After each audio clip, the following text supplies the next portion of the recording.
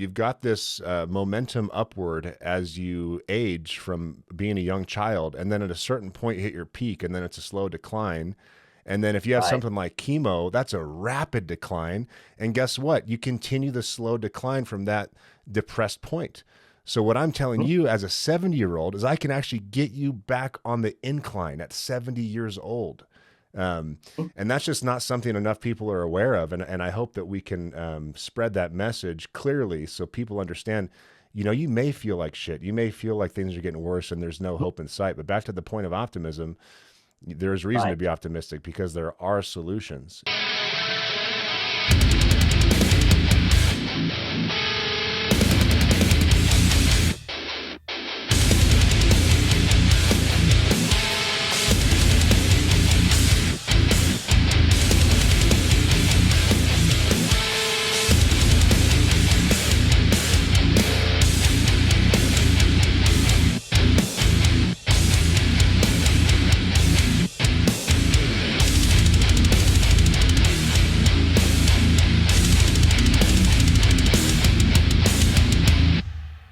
All right, today's guest is Dr. Joey Carter. Joey is an online client of Michael Jones, whom you've seen on the podcast if you follow the show. We'll have Bree link to his episode in case you want to see who he is before you listen to one of his clients. So, Joey is out of Alabama, from Mississippi originally. You're a double doctor, Joey. Correct. That's Yep. right. Yep. And you've got a doctorate in veterinary medicine and a doctorate in medicine, and you're an orthopedist. Is that all right? That's correct. Sure is. Okay. So let's start off by talking about how lifting heavy weights destroys your joints. Okay. Tell me more about that. um, well, there certainly is a lot of talk about that in the past. I think as the literature has come around, initially it was talking about running and marathons and that type of uh, in quote injury to your joints because of the pounding that was done. And I think the literature has started to show us that that's not the case, that the joints really do well with exercise and weight bearing activity. Um, when it comes to uh, compressing cartilage and putting weight loads on cartilage itself, it does help that cartilage as far as it responds to that and helps actually make it stronger and more vibrant. You can certainly have traumatic injuries. Um, Somebody is playing a sport and injures an ACL, and you have a sudden impact on that cartilage, you can actually damage and kill that cartilage and lose and knock the cartilage off the end of the bone. And those traumatic type injuries are much different than a controlled weightlifting environment like we would be doing with starting strength. Yeah. Ripito says this all the time. The stress recovery adaptation process does not just apply to your muscle mass, it applies to your entire human machine. And your entire human machine is regenerative. And when you're getting stronger, you're also producing denser bones, stronger connective tissue. You're improving the capability of your cartilage, the padding between your joints. The whole system responds to the stress, not just the muscle mass. So that sounds like that's your point of view as well. It is 100%. I spend a lot of time educating my patients because a lot of my patients at this time in my career are over 50. And especially when it comes to bone density and being an orthopedist, that you see the cause and effect of not having that bone strong enough to support you, and or when you have an injury, for example, walking your dog and the leash wraps around your legs and you hit the ground, and all of a sudden you've got a hip fracture that's going to change your life for the next 3 to 6 months. And if you're over 65, you're going to have a 25 to 30% mortality rate in the first year after having a hip fracture. Yeah. So it's not a small thing. And the older you get and things like that happen, that mortality rate can go up. And the possibility that you're back in the hospital within a year is approaching 50%. So in my part of the medical profession, that's a daily talk, an every appointment talk with anybody that's in that age group about things we can do medically to keep things stronger. We obviously, in our day and age, everybody wants a pill, everybody wants a shot, everybody wants the easy way out. And that's not always the best. That's not the best way. The best Easy way, doesn't work. easy has never worked in my life. And that video that Michael sent of me, doing a bench press and struggling all the way up with that weight to achieve that, that kind of sums my life up. And I think I'm much better for it. Oh, so now you're a conspiracy theorist spreading misinformation. Doctor, don't you realize that heavy bench presses will destroy your shoulders? What the hell are you thinking, man? Well, as Dr. Ripito so well put, when it comes to lifting that weight, you need to do it correctly, and you need to do it in the way that your joint is made to lift that weight. Yeah. And so that's why I think he has done such a good job. And his starting strength Bible is, in my mind, is just one of the best ways we have to understand how a lift can be performed and taken into account the soft tissue structures around it to allow those lifts to occur. Because the shoulder joint, it doesn't have a lot of bone restraint like your hip does, or your knee does, or your elbow does. It's not for example, it's not a two degree of motion, just flexion extension with the elbow. Sure. A hinge joint. That shoulder can go just about anywhere. And so there's a lot of soft tissue structure that supports it. And the way that you do that lift really makes a difference in how well you protect it, as well as enabling you to get stronger with an efficient lift. Yeah. It's pretty strange. It'd be like, the bad rap that weightlifting has, the way people approach it is, they're like, okay, I need to improve my physical situation. I'm going to go subject my body to the stress of heavy weights without having any idea how to lift them carefully. And then if I get hurt, I'm going to go around on the internet saying that deadlifts are bad for you. I mean, it'd almost be like someone deciding they want to get into self-defense, so they purchase a gun and they go to the range and they're trying to clean the thing out and they point it at themselves, end up shooting themselves in the foot. They're like, oh, these guns are dangerous. It's like, well, they can be, but lots and lots of people use them safely every day. And when it comes to things that are bad for your joints, that's a pretty counterintuitive situation, because soccer is the most dangerous sport on earth in that sense. And weightlifting is on the opposite end of the spectrum, as counterintuitive as that might sound. So I see you shaking your head there, nodding rather. I'd love to hear your point of view as someone who's operating on these people. Well, with weightlifting, you're in a very controlled environment.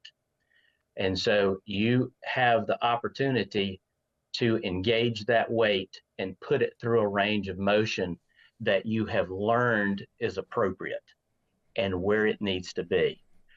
When you're on the soccer field, when you're on the flag football field, okay, you're in control of your movements, but you're not in control of the surface that you're on.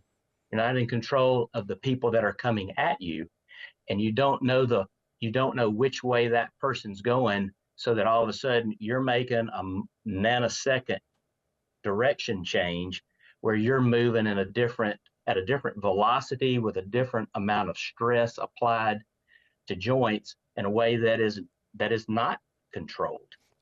So now when you do weight lift and you've got more muscle mass and strength to control those joints and control where you're going, intuitively it's going to be a safer path to scoring a touchdown or scoring a goal.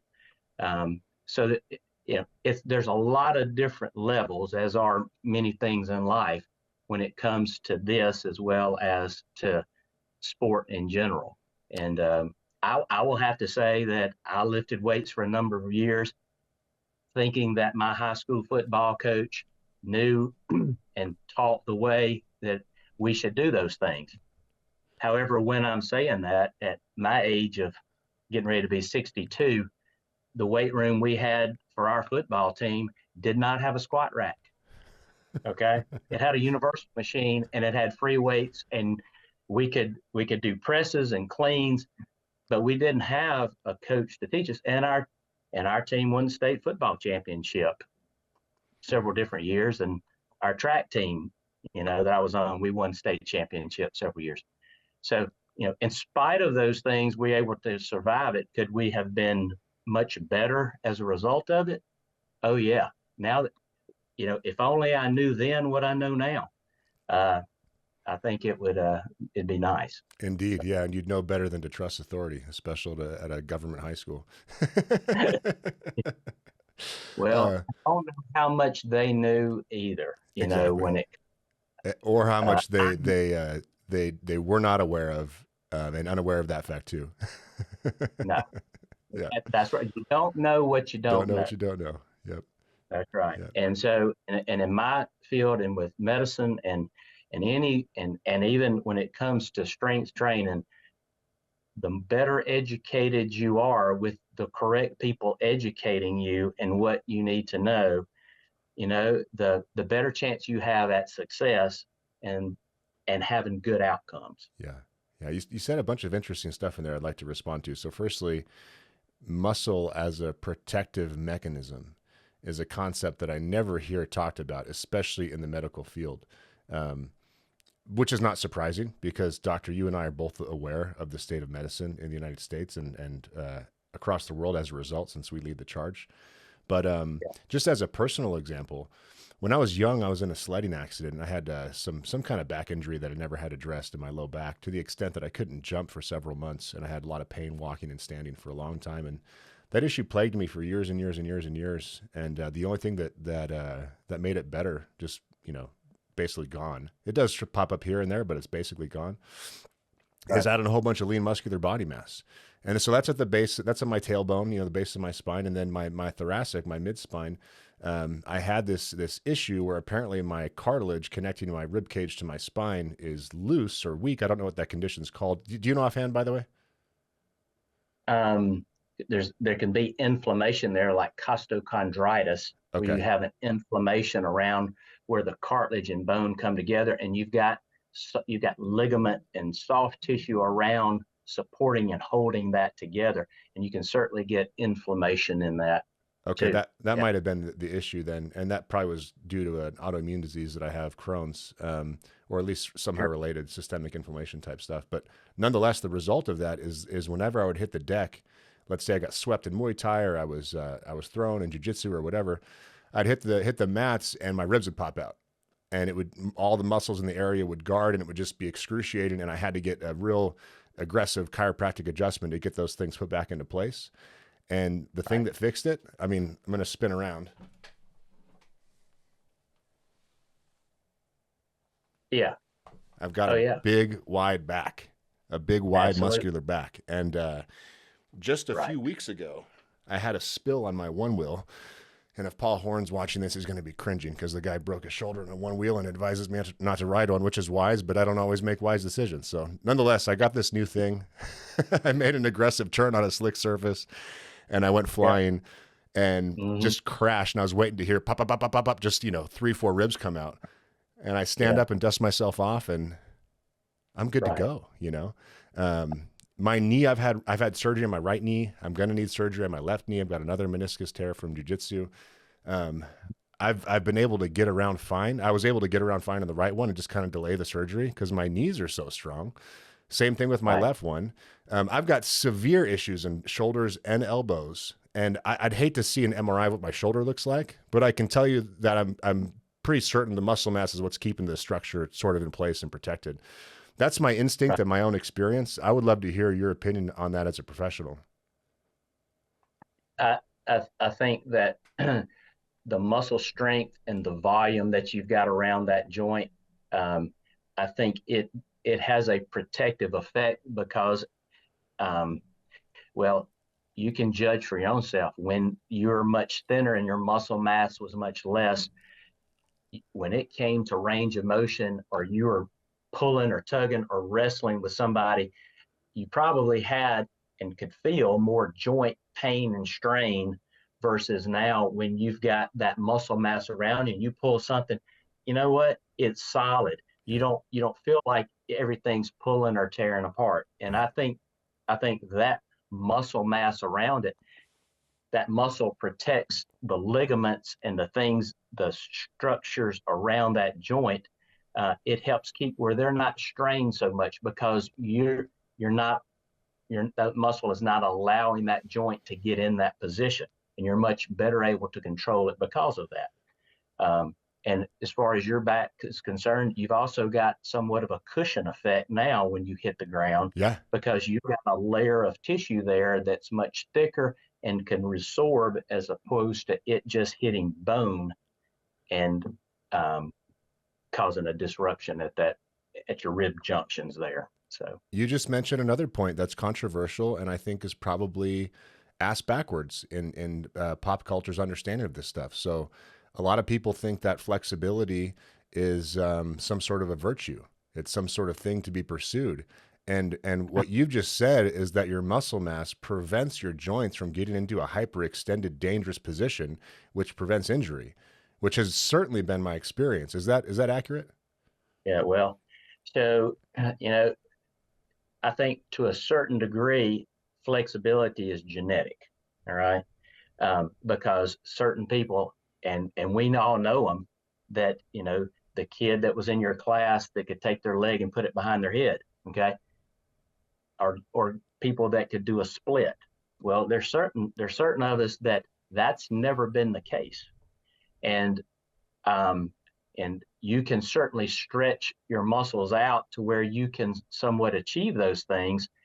To what advantage that is, certainly in fast twitch sports, you don't necessarily want that laxity there. You want to have a tight forced contraction there when you're um, sprinting or jumping or those type of things. And I think there's literature to show that a lot of stretching beforehand kind of it kind of loosens that end point up to where you get an overstretch at times when you are stressing a muscle like that. Um, I, you know, when it comes to stretching, I tend, from with the literature that I've read, I tend to do less stretching now than I would have in the past, and that's even with doing jujitsu and that type of thing. Jujitsu stretches you out enough. The positions that you're in, you get enough stretching there. I don't have to necessarily pre-stretch to have that happen, especially at my age. No, you're getting So assisted stretching from your rolling partner for sure. And that's every time exactly you right. warm up, doctor, you're stretching, right? Because I wonder what percentage of guys in their 60s can squat to depth as easily as you can, because you practice that range of motion and it's loaded, Absolutely, and it's loaded. You got to absolutely. control the range of motion, and you're getting some serious stretch effect in that situation. That's something that that I certainly talk about in a daily appointments that I have with folks when it comes to stretching. That dynamic, active warm up is probably the best stretch that you can have, as opposed to just standing and passively stretching, as so many of us have done for so many in my generation have for so long. I'm and I give credit, learning and going through reading, listening to Mark and what he's had to say, and his 40 years of experience in doing it. And as I have come on over the last 6 or 7 years and began to understand more, it has certainly helped my practice in understanding where he's coming from for that, and then being in the starting strength program and trying to apply those things and see what happens with me as I progress through the novice and intermediate programs.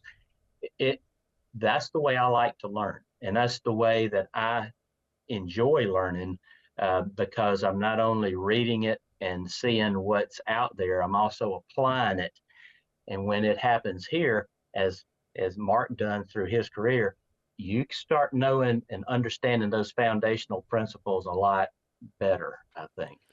That sets you apart from a lot of people in your field. You're still open minded. You're still curious. You're still willing to learn. You're willing to learn from people that don't have the endorsement of the state and don't have a traditional degree, because you're willing to examine their arguments based on their merits. And then you're willing to try things for yourself to determine if those arguments are actually true, which makes you an actual scientist as well as a doctor, which I applaud you for. But let me ask you this, doctor. Okay. On one hand, I'm impressed with Rip, and I'm pleased that he exists. He's benefited my life in a bunch of ways. We're now able to benefit thousands of people's lives in positive ways with the gyms. Why is it that a power lifter, strength coach, academic, I won't call him an academic, let's call him an intellectual, from Texas, from North Texas, is the guy that's come up with this stuff in 2023? And where's the medical field? Where's your industry in understanding this stuff and learning this stuff? And just one last kind of comment on this while you're thinking about how to respond to it. Sometimes I think to myself that at every stage of humanity's development, we're probably pretty proud of how far we've come, and we're probably pretty arrogant about how much we know. And I just kind of think about the days when there was bloodletting and voodoo and just all these other things that I'm sure we were quite confident about, and that was the approved narrative. That was conventional wisdom. Obviously, this is true. This is the way that it's done. And here we are with all this advanced technology, space travel, internet, everything else. And I don't know if we're that much further along. I don't know if we're as far along as we think we are, because this is basic, fundamental, how to optimize your human machine stuff, and our medical apparatus is clueless about it. So I would just love to hear your reaction to that.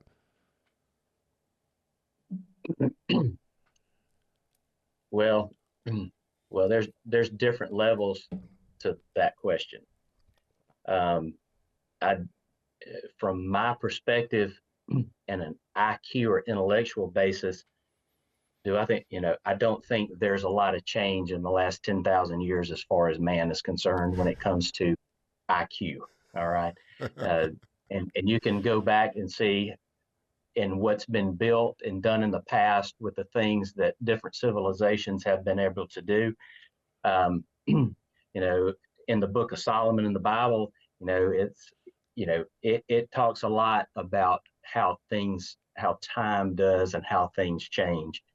But some things still always remain the same. And I feel that way about man's inhumanity to man, as well as the good that's out there too.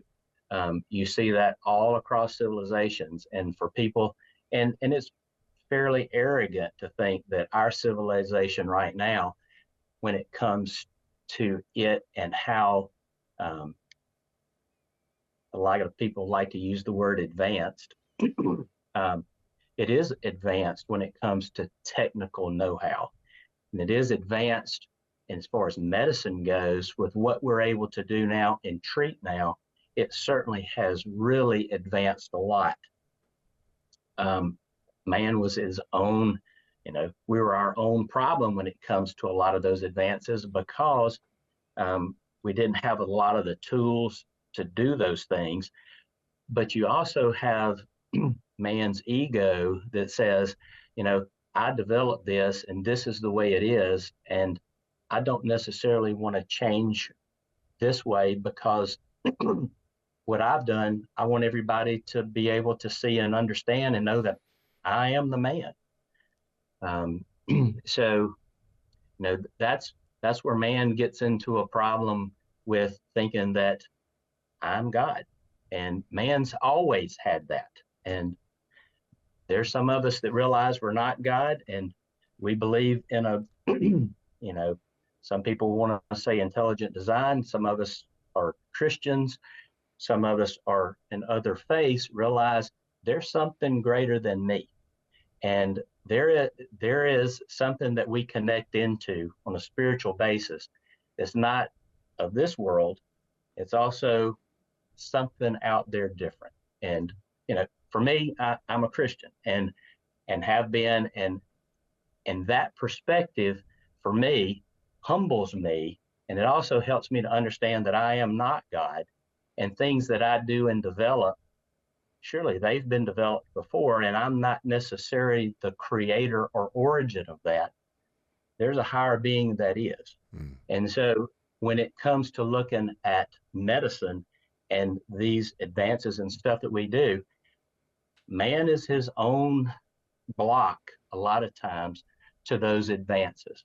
And I think some of that has something to do with it. Sure. But this is just me talking. No, that's a fascinating perspective. The arrogance of man is drives quite a bit of progress and issues in our world. There's no doubt. Anyone that's under the delusion that there's not more to existence than what you can see and observe is just delusional. I mean, that's just the fact of the matter. You know, and interesting. Yeah. We'll go off topic real quick here. I just thought you might find this interesting. I was talking to Grant Skelton, one of our copywriters for the gyms. He said, he's from Memphis. He goes, I was really surprised. He started interviewing the franchise owners for newsletter announcements. He goes, I was really surprised at how many of your franchise owners and how much of the community is driven by faith and are Christians. He's like, do you know why that is? And I was like, I was trying to think about it. I said, delayed gratification is my guess. I think these are people that are comfortable with delayed gratification. That's what I think. I'm willing to put in the work today for a benefit that they anticipate tomorrow. I've watched a number of your podcasts, and just like I try to prepare for a surgical case that I'm going to do, or trying to understand a principle and a disease process to make sure that I can understand it enough to diagnose it and treat it. What you've said about how you wanted the company to develop and build, and the type people that you wanted in it. You wanted people that cared about other people and wanted to put other people first, and that you wanted people that wanted to work hard and be able to listen and have empathy, but at the same time be able to instruct people on what they do. Mm-hmm. A lot of those principles are certainly within the Christian faith. Yep. And I think it really applies to the type model that you're looking for. You're right. You're right about that. So since moving to Idaho, we're going to go off on a big tangent here, Doctor. I hope you don't mind. Hopefully the audience doesn't lose us. I'm fine with it. I'm good. So I grew up in Southern California, where families are disintegrated. Right. Where degeneracy is increasing as time goes on, including crime and all this other stuff. Where the standard is being an atheist, and I was a religious Jew as a kid, and then I lost my faith, and because I never had it, I was just looking for the actual proof, and when I didn't find the proof, I left the religion, and then went to the other extreme because I was kind of disappointed, and I felt like I'd been sold a lie, kind of thing, right? And then moved here to Idaho, and I tend to look at results. What is the outcome I'm trying to achieve? And then how people get there or how I get there is kind of secondary. The objective is the main thing. So what I mean by that is, when I came out here, I just started meeting the most lovely, down-to-earth, friendly, loving, caring, kind people. Right. And they're all of faith. And it's not a coincidence. Like James Johnson, perfect example on the podcast. Andy Barman. There's a lot of Mormons around here. And so my more mature view, I think, and I just discussed this with JD Shipley, who his LLC, by the way, out of Houston, is called the Barbell Calling. Like, he believes this is his mission in life, to bring this to people. I was speaking to him yesterday on the phone, and I told him, because we'd had conversations about God before, and I basically just said, hey man, I believe in God now. And I said, I don't know what that means, though. I don't actually know what that means. And he basically agrees with me. I just said, after seeing my wife get pregnant and her develop this life inside her body and then give birth to my baby. Absolutely. It's just, for me, God is the thing that I don't understand, the thing that I cannot see. And that is separate from religion. But I do find it comforting and settling to just submit to the idea that I don't know what the fuck is going on. I have no Hmm. idea, but I'm open to the idea that there's a lot going on that I'm not aware of, and I'm just open minded at this point. And then that aside, as I mentioned, people that I find that have God in their lives are basically, God means optimism. That's kind of the way I've defined it. If you believe in God, you believe that things will be better in the future, and it's like I want to be around optimistic people that have good Hmm. family values, that care about others. So just for the pure utility, we may join a church. And I asked my Mormon buddy straight up. I was like, hey, if I don't buy the religious stuff in the stories, will you guys accept me? And he's like, yeah, I mean that probably applies to most of us. so Yeah. so I've come to all different, one end of the spectrum to the other, to kind of right in the middle as I get older. Well, I will, that's certainly a journey that I'm happy for you that you're starting on, because I can't really express to you the joy that it has given me in my life, Nice. and what it has added to me as a person, how it has taken the focus off of me and put it on other people, Yep. and be able to understand the things that and share what other people are going through. um, I will say that my faith helped me understand where I came from, Mm. where I'm going, and I have a rock to lean on, and knowing that what's coming ahead of me, that I can be prepared for, and that He will prepare me for that. Yep. Um, and that is where a lot of that stability can come from. The other part of it is that, um, you know, and it is a whole nother discussion. But I just know that being in the field that I'm in, where science is God, for a lot of people, I really felt that after two doctorates, in veterinary medicine and in medicine, and understanding and studying the whole process, not just on a just not on a phenotypic level, but on a molecular level. The smaller things get, the less randomization there is, and how many things have to come together to form an order that you and I could just sit here in front of a computer and talk intelligently to one another about ideas that are creative in your own mind that you haven't really thought that you were going to talk about today. And all of a sudden, you're going through a whole thought process on how that's going to occur. And you're going to come to conclusions about that are not random, Yep. and that man has come before. Uh, that's a lot to think that it evolved from a single cell No or doubt. two cells to get that. I don't think there's enough time on Earth or has occurred for all of that to take place mathematically. I know it doesn't for the human clotting cascade, as an example, Yeah. with the number of steps just to clot your blood, not in addition to every other scientific process, enzymatic process that's going on in your body. There's not enough time to get that randomized to succinct, and not just one time, but over and over again in a single organism in the billions of organisms that are on the planet. Yep. So, I there's a lot, there's a I would have to say that folks that don't believe in God, frankly, have more faith than I do. If they're certain there is no God, that That's is an ideology. That's a religion. Yeah, I yeah. think certainty is a fallacy. And what you just articulated there is something an old Jewish scholar named Rambam kind of points out in a very simple way. He says, "Look, if you take a bunch of paint and throw it on the canvas, the chances of a perfect picture coming out are relatively low." And don't get me wrong, that's not a case is settled argument and unequivocal proof, but it does indicate the true probabilities of the situation that we're dealing with. So, Well, but right. yeah, this is a topic that's been on my mind.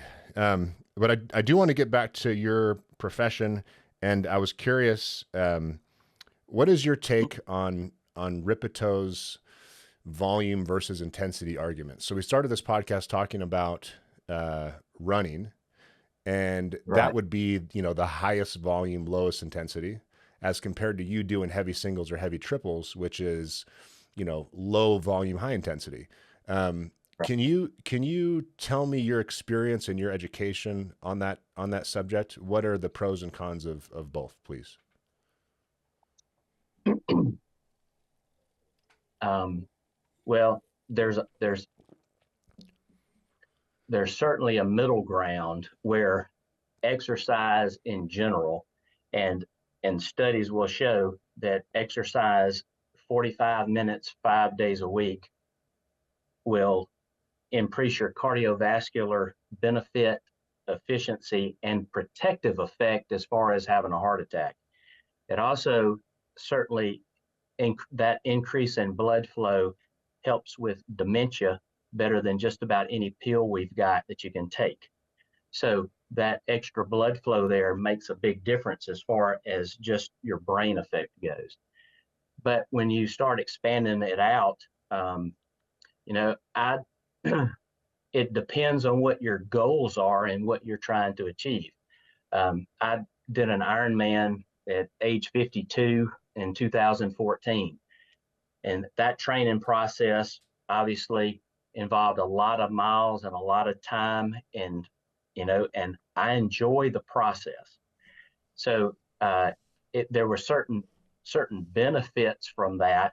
At the same time, um, the way that my body responded to that is definitely differently than.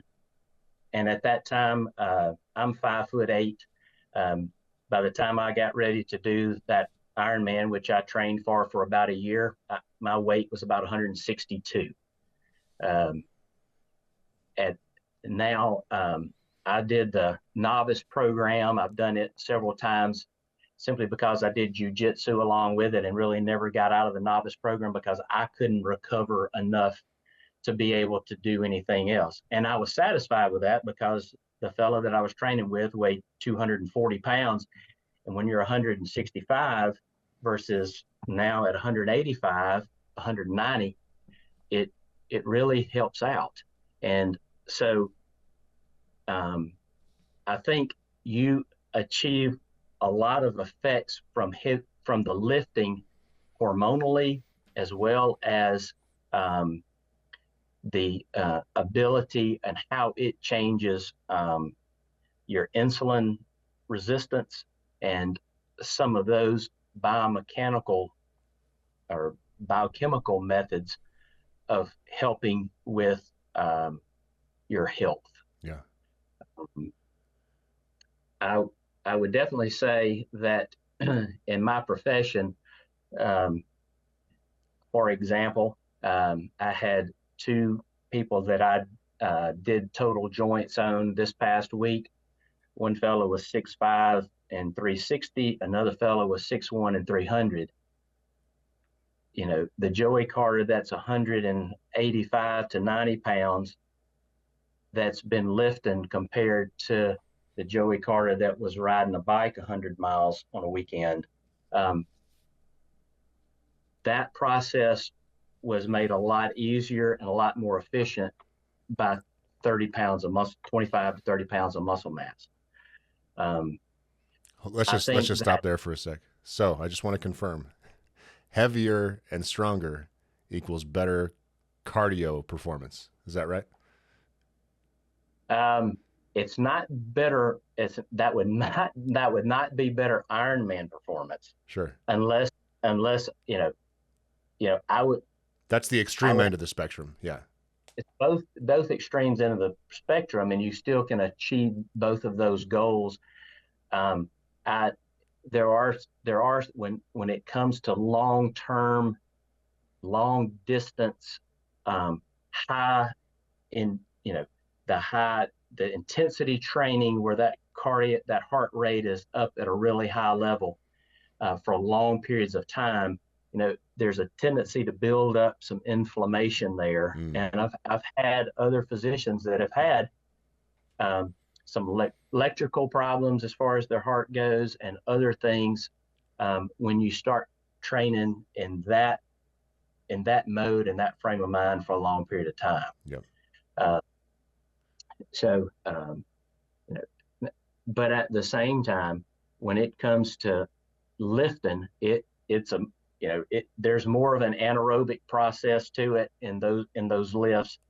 It's not the long, slow distance like you would get with long distance training. But at the same time, when it comes to doing short and intermediate activities just with the lifting, yeah, it helps out a lot. Yep. That's where you can, and it all depends on what you want to do. If there are things you need to have a little more cardio to go with it, then yeah, you can back off the, wanting to max lift and come up and add some aerobic conditioning to it. But at the same time, it all depends on the distance and how long you want to perform it. Yep. I would love I to know see that's your. a lot. No, that's helpful. Yeah.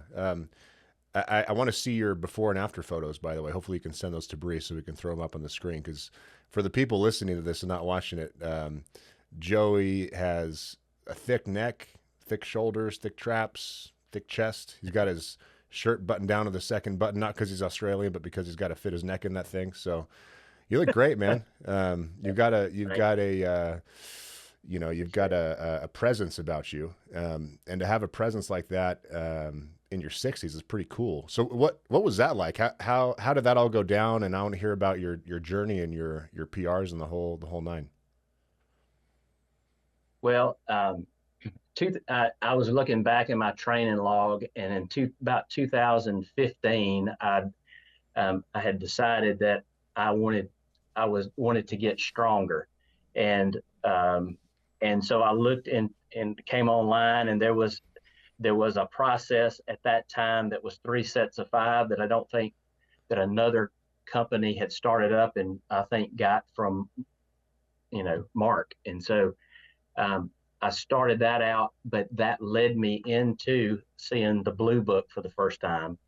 And I got the Blue Book, and once I started reading that, I pretty much read it through cover to cover within a week and realized this is exactly what I've been trying to understand and what I wanted to know. And so then I just did the novice program myself, and I would run the novice program initially, and got to a point where I was lifting heavy enough that I couldn't really recover to work out 3 days a week. So I just stretched it out where I would work out really heavy 2 days a week.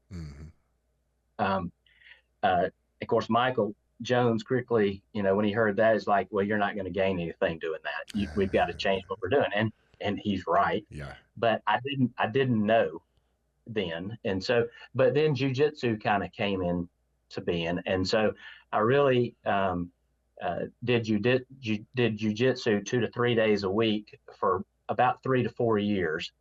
And it really supplemented, and I know that jiu-jitsu is for the little guy and he can beat the big guy, but I'm going to tell you, the big guy with jiu-jitsu is going to have a better opportunity beating a big guy with jiu-jitsu than a small guy. That's right. And, it's just the way it is. And so it really helped out a lot, and I enjoyed jiu-jitsu a lot more when I had gained an additional 20 pounds. And I hit the ground a whole lot easier. Yeah. And that, because my partner and I did a lot of throws, and he knew the person who had trained him did a lot of judo. So we did some judo throws and stuff. And, when you're in your late 50s, that's not quite, you don't bounce quite as much as you did when you were 20. So it all helped out. But eventually, with jiu-jitsu, I transitioned. The person I worked out with a lot couldn't do it anymore, and so I went and joined a gym, and it's a real young bunch of guys that are hardcore getting after it, and they are performing really well on the national scene when it comes to jiu-jitsu. And when you have 10 grandchildren and you're 60, and you're also trying to run a full-time orthopedic practice, you don't need to get hurt. No. And and so in this group, I found that I was starting to treat injuries there that were more than I knew I needed to have. And if I continue with this group, because you never want to be the guy that's slowing everybody down. Yeah. You want to be the one that's helping push everybody. Uh-huh. So that particular gym was just, it wasn't the right place for somebody at my age and time. So I pulled out of that and then started pursuing started straight the novice program and got to the end of it. And then Michael Jones put an ad, put it on the website that he was doing a conference seminar in Mobile, Alabama, which is right close to where we were. And I went and met Michael, and we went through that camp, and then I signed on with him, and we started the process of transitioning me from being a novice to an intermediate. And we had to go through 2 different programs before we've gotten on to the one now that really is kind of sinking in and is helping me grow with that. And been real pleased with it and with Michael and how he's helped me and helped me keep the form creep out of what the lifts that I do. You're smarter than I am. So my jiu-jitsu story is at 19 I got my shoulder injured. I was in a Kimura, so in the gi you can't really tell how thick someone is, right? I was 6'2", so they put me with these athletic monsters, and this guy about ripped my damn arm off. And even today I've got a shoulder height discrepancy because of that injury, and my range of motion reaching back behind me is limited. So I stayed out of jiu-jitsu for years and years and years, got a bunch stronger, hurt my neck in jiu-jitsu, and that was just pure bullheadedness. I had my neck in a bad position, but it was so strong I wasn't worried about it. But it also had a previous injury, so I got a neck crank and then had to get surgery to get that fixed up. And then just a few weeks back, I'm easing my way back in. I was doing a private down here in my basement with one of the instructors from the local gym, and man, I got my he turned my leg just a little bit to get me to roll. It wasn't a submission, but my knee was already so compromised that it popped out of place and tore my meniscus, and I've got a bucket handle tear, and the thing gets caught at the bottom. Just the same injury I had on the right knee from Muay Thai. So now, I didn't do what you did, and I didn't approach that correctly, and I've got another orthopedic injury. I'm going to have another surgery here. And man, I applaud you for doing what you're doing and doing it intelligently, because I'm 38 and I'm retired. I'm now done with martial arts because I can't afford to get hurt anymore, and I'm just not wise enough to pull in the reins when they need to be pulled in. I understand it, because jiu-jitsu, there's nothing like it, and I thoroughly enjoyed it and love rolling and training. And the good thing for me is that I've got 5 young grandsons that they're still small enough that I can get in and wrestle with and play with and put some form and have a chance to teach them things too, as well as just having a good time. So until they get to be too big, I'm going to be fine. Hell yeah. Awesome. If Brent Carter's listening to this, by the way, he's just thinking to himself, Ray, I told you so, man. Years ago, I told you. Doctor, can you fill us in on your PRs? What numbers have you hit on your lifts?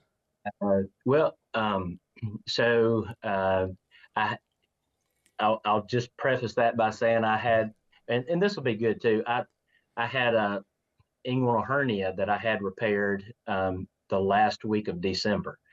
And I thought, well, that's just going to put me back a pretty good bit.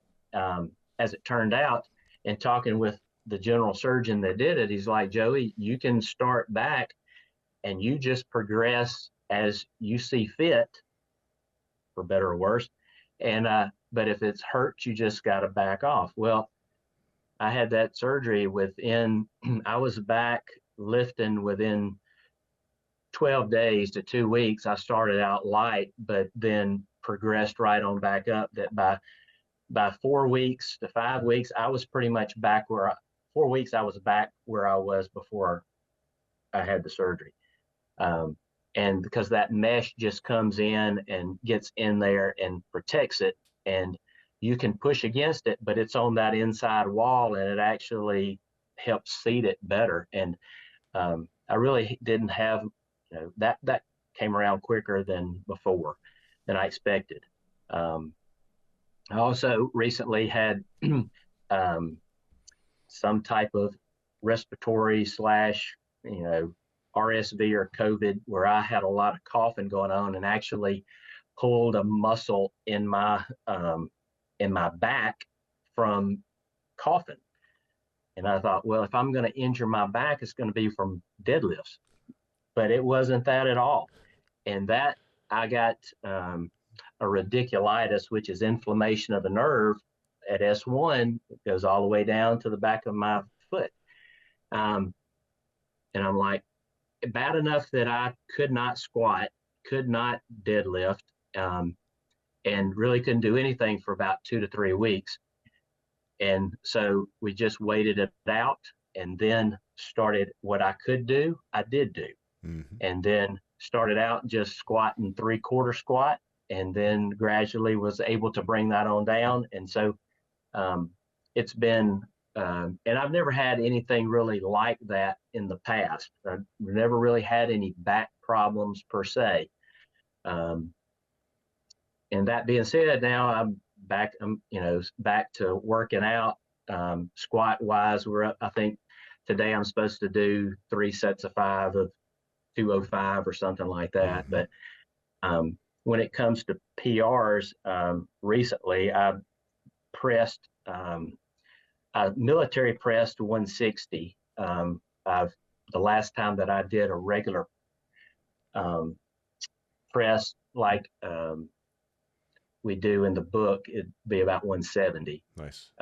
Bench press, I'm at, I did a 2-second pulse press day before yesterday that was 250. Nice. I've done 270s, the most that I've bench pressed. Yeah. Deadlift wise, that squat wise, I think it's been about 4 months since I did that. It's I think I'm at about 335, something like that at that time. Mm-hmm. And then deadlift was 365. So, and I'm anticipating those going up. Well, there you have it, friends. You've just gotten a doctor endorsement and an orthopedist endorsement at that of lifting heavy weights in your 60s, bench in mid 2s, deadlift in mid 3s. Hell yeah, that kicks ass.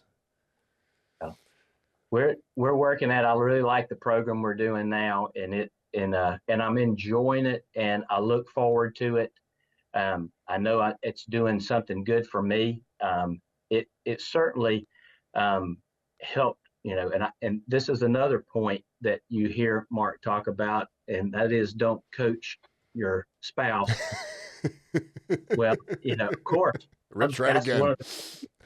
My wife comes up, and we've got all these grandkids, and she's toting them everywhere. And, she'll go out, she rides her bike 25 miles, a fat tire bike, 20 to 25 miles, 3 or 4 days a week. I mean, Michelle likes to stay in shape, but her back was giving her trouble. And I'm like, honey, my back's, every time I would do a whole lot of heavy stuff, my back would bother me a little bit. I said, but since I've been lifting, I hadn't had any trouble.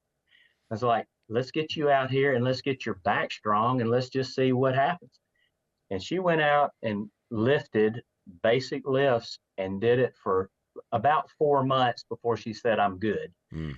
Well, in that time, her back pain went away. What do you know? And she did not have any more back pain, and still toting and pulling the kids around. And she looked at me and she goes, this is a lot easier. Yeah. And so I will say every day in my practice, I am doing my best to push people, and it doesn't matter what age, for a lot of my 70 and 80-year-old ladies, I just simply have them squatting out of a chair. Yeah.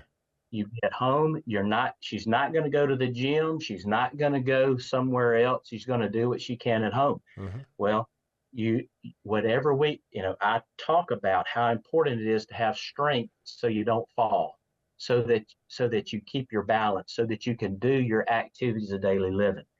And what I see in my practice, right? Exactly. Yeah. And what I see is that it carries over. What you do in your 70s carries over into your 80s. And the folks that I have in my practice that are independent, and I'm saying they're independent, they're living at home by themselves, taking care of what they do.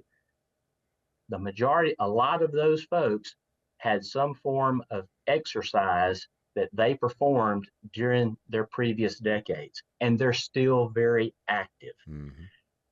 Okay.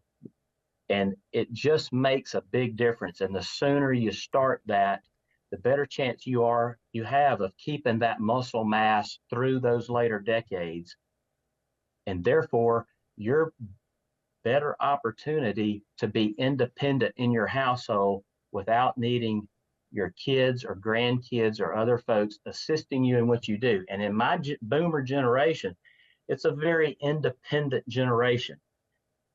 They want to do things for themselves. They don't want anybody coming in and having to do something for them. Hmm. And this is one of the best ways I can help them do that.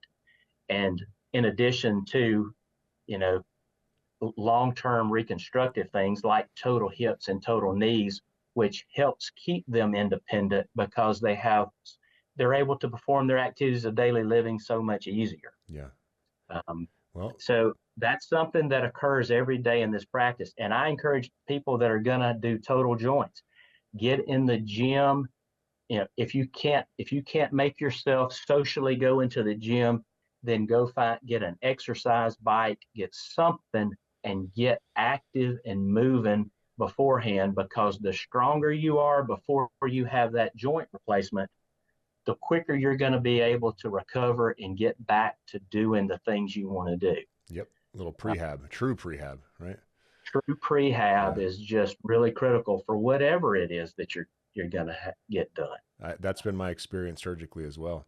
Yeah, I see why you get along with Michael Jones so well. You're both doing, I guess we could call it God's work. You know, you both thrive on helping other people and living and performing your duties in service of others, which is a beautiful thing. Um, so I wanted to mention to you one quick anecdote along those lines, and then I had one final question for you. My nanny is 70, and she's a cancer survivor, so she looks after our Yeah. 4-month-old daughter, and our daughter's Yeah. 15 pounds now. Hmm. So the 7-year-old gal who went through chemo, which is, you know, the most catabolic thing you could do, just Absolutely. destroys muscle mass, destroys bone density. The poor girl could hardly see or hear after she was done. Mhm. She's wobbly, man, you know, and she's a lovely lady who I want to have a long, healthy life regardless. And then selfishly, she's caring for my daughter. I don't want her to fall and drop my daughter, you know? So, No, you know, as well right. as I do, that you can't push things on people. So I just simply let her know what we do. And I showed her a video, and she was terrified. She was afraid she was going to embarrass herself, but she came down to the gym, and she's been doing it a month now. And she says, I can go up and down the stairs without holding onto the handrail.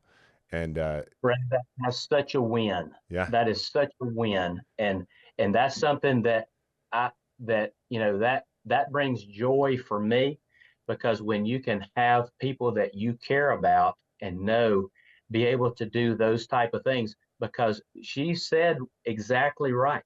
She's afraid. yeah, She's got fear, and you're helping alleviate that fear through what you're doing. And you know, I consider that part of the calling that God's given me. And you know, when you do things and reach out to people like that, that's where caring and love come into play. And if there is a cure for what ails our country right now, it and the world for that matter, um, you know, love love the Lord your God with all your heart, soul, and mind, and love your neighbor as yourself. yep. And if you're not a And religious person, let me translate that to just emanate love and optimism and positivity. Because what's the alternative? Fuck, you know. Um, exactly. and then, you know, learn how to give love, learn how to receive love, and that cures a lot of psychological issues, and that would solve a lot of societal issues too, wouldn't it? Um, Yes, sir. so doctor, I'm going to do a case study on her. Her name's Lucy. So you'll see that coming out on the YouTube channel here in a few months. Because she That's thanked great. me. I mean, she was getting emotional, and she thanked me. I said, hey, I appreciate that, but give me a few Uh, months. I'm going to change your life.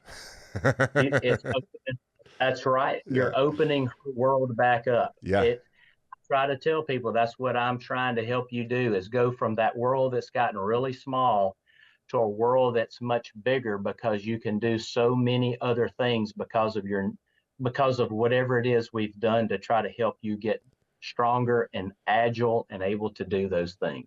And just one last point on that, the way I articulated to her during our interview was I said, look, you've got this momentum upward as you age from being a young child. And then at a certain point, you hit your peak, and then it's a slow decline. And then if you have Right. something like chemo, that's a rapid decline. And guess what? You continue the slow decline from that depressed point. So what I'm telling you as a 70-year-old is I can actually get you back on the incline at 70 years old. And that's just not something enough people are aware of. And I hope that we can spread that message clearly so people understand, you may feel like shit. You may feel like things are getting worse and there's no hope in sight. But back to the point of optimism, there's reason to Right. be optimistic because there are solutions. And actually, that's a good segue into the last question that I had for you because I want to respect your time. Um, Yeah.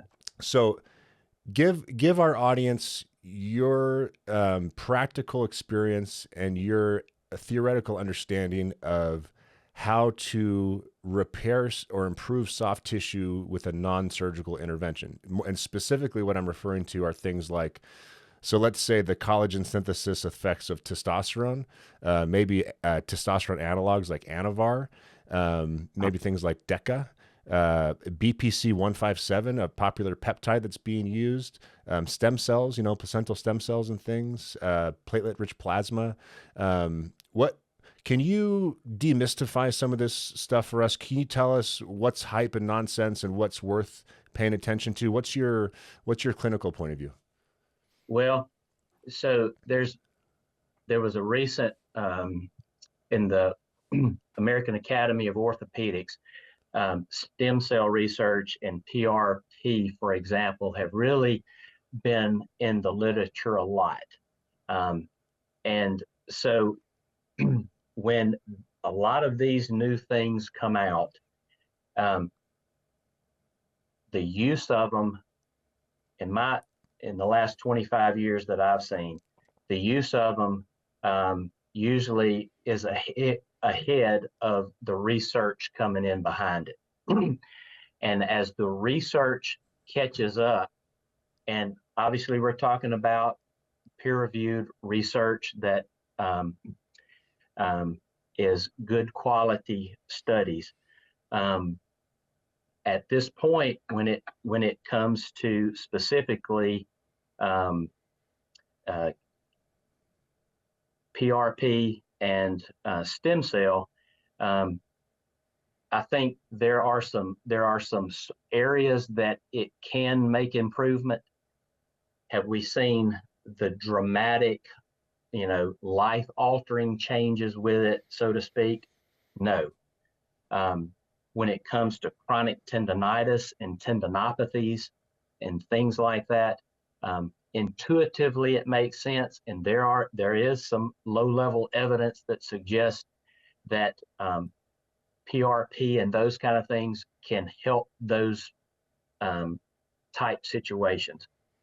Example, chronic patellar tendonitis, or insertion, or Achilles tendinosis within the tendon itself. But when it comes to saying that it's going to be able to do a lot, we're still not there as far as specifically saying it'll help this every time. Mm-hmm. Okay, it's going to help a percentage of the time, but what you've got to compare it to, is it going to help this compared to another treatment that you might use? Mm-hmm. I think that's catching up, and I think as the years go on, there's in the next few years we're going to have more that says, yes, you ought to use PRP to do this, or you ought to use stem cells to do that. But there's just a lot there when it comes to that. that cell and getting it in the studies that put it in a narrow enough spectrum to be able to say it's making the difference you want it to make here. There's still a lot of work to be done. Okay, Yep. so that's we use PRP in our practice for those specific things and in some other ways too. But at the same time, you wait on that peer-reviewed, randomized, double-blind control study, which are not cheap to do, but you sure like to see those studies coming in saying, oh yeah, we've got this and here it is. Yep. Those kind of studies really make the difference. I wish case reports were, at times, because you can certainly get great case reports with a lot of these things. But there's still a lot of work to do in defining exactly where those products are going to be best used. Yep. And so, and we'll see. Yep. But we're all very hopeful, and we see a lot of potential there. It's just getting a hold, in my mind, getting a hold of what it's going to be the best for, and is going to be reproducible when you do it, because it's not cheap, and your insurance company's not going to pay for it at this time, and and the way things are now, they may not. Yep. So when you're wanting to give good value to what you're trying to do, you want to be able to have this behind you to say, this is what we're able to do. Yep. So I think that's probably the best way I could put that. Yeah, that makes perfect sense. You're in the business of doing things that are proven and repeatable, and you're not exactly there to experiment on people. So you need a high standard of evidence before you can start implementing things in your practice. Well, and so, and if it's part of a research study, then that's what that is about. Sure. And, and at my level as a general orthopedist in a medium-sized town or area, that's what I do. Is I just wait and watch. And we have people that come in quite frequently. Well, I want this.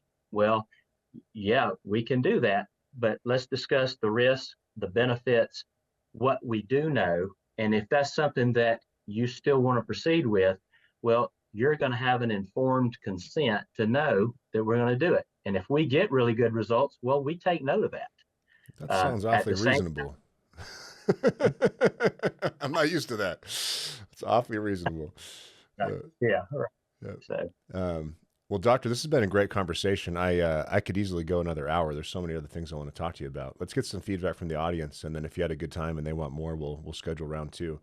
okay. What if people want to get in touch with you, or are you in social media? Do you want to get contacted? Feel free to plug anything if you'd like to. Well, I'm not necessarily somebody who's just wanting to be out there front and center when it comes to those type of things. I can, I